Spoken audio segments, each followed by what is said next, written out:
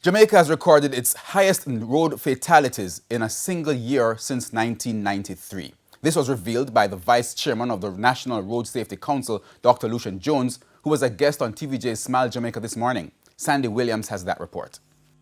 1993 was the first Jamaica recorded more than 400 road fatalities. Since then, the National Road Safety Council, NRSC, has been working to reduce the number of lives lost on the nation's road. In 2012, road fatalities went as low as 260, but since 2013, road fatalities have been going up.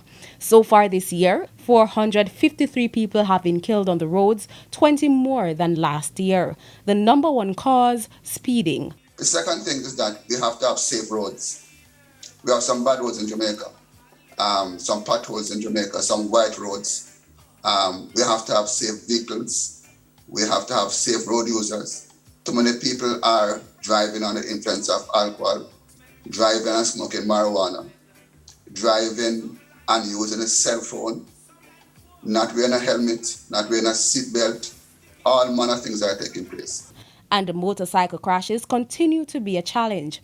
In 2012, when the figure went on to 260, about 41 motorcyclists died. So far for this year, it's over 150.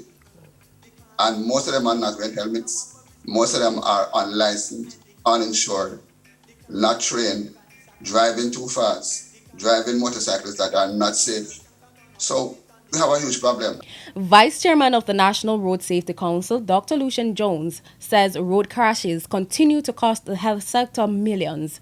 Come 2022, the NRSC will be ramping up efforts with the rollout of a series of programs geared towards road safety. However, Dr. Jones says the program will not be effective without support from the government. We need to get the deterrent factor working, Janelle and Sims.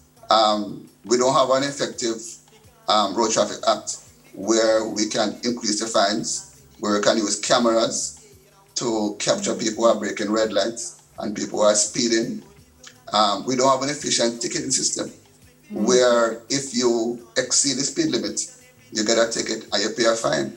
So people don't have a sense that if you drive, it's going to cost you. If you drive too fast, it's going to cost you.